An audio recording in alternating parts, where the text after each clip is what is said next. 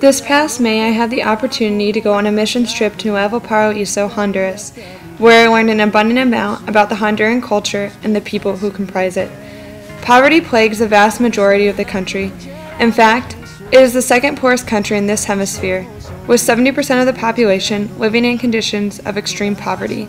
Housing is primitive, healthcare almost non-existent, and unemployment is massive. There is an extreme unequal distribution of income. 180,000 children are orphaned and left to fend for themselves. Many people turn to a street life full of gangs and violence and choose to continue the cycle of poverty because they are unaware of or do not have other options. Sister Maria Rosa, a Franciscan nun, recognized the extreme conflict of people resorting to crime and violence in order to survive and decided to combat the conflict through her creation of La Sociedad Amigos de los Niños. La Sociedad Amigos de los Niños, also known as SAN, began as a tiny village of 60 homes for single mothers and their children. The organization provided education, practical training, healthcare, and shelter in order for the women to journey towards independence. Sister wanted to prevent conflict from occurring in future generations, and she did so by helping to raise the children in a nonviolent and nurturing community. The institution began to help single mothers and their children, but Sister soon realized that in order to really help her people, she also needed to resolve conflict.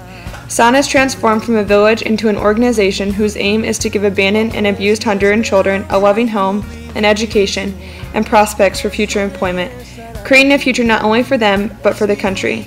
Once students become high school age, they must choose a career path, whether it is welding, carpentry, electricity, or computers.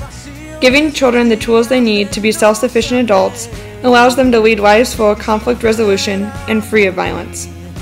Conflict is further resolved through the micro-enterprises within the Nuevo Paraíso village that provide employment for the residents.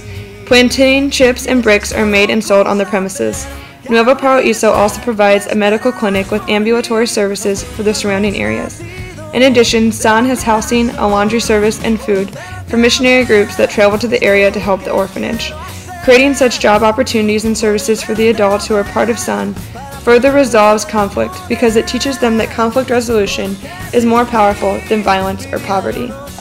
However, in any situation, conflict can arise, and Sister did her best to contain the struggle. Tegucigalpa, the capital of Honduras, is a very violent area. In 2006 alone, over 3,000 homicides occurred in a population of 7 million, in comparison to the 600 that occurred in New York City with a population of 8 million people. Staggering crime rates are being contained through the creation of Flor Azul, a farming community for extremely poor, abused, and neglected boys. The boys in the community are taken out of Tegucigalpa and given a place to belong. The boys use machetes to clear the fields and plant corn and fruit trees. They build their own buildings and cultivate their own food. Flor Azul rescues them from exploitation, starvation, and a life of misery. It works to contain conflict and avoid the dangers of violence. Since the creation of SAN, Sister Maria Rosa has reached over 60,000 people. And in addition to everything already mentioned, she has also founded a chain of 86 free health clinics across the country in order to give badly needed employment to recent graduates of medical schools, as well as providing basic health services to rural and low-income Hondurans. She has also helped launch a training center for young Honduran girls who work as housemates. Creating jobs and providing education prevent, resolve, and contain conflicts because when people have a place to belong and feel loved, they feel much less inclined to act in violent ways. Sister Maria Rosa represents the third side, someone who acts as a buffer between the Honduran people and poverty.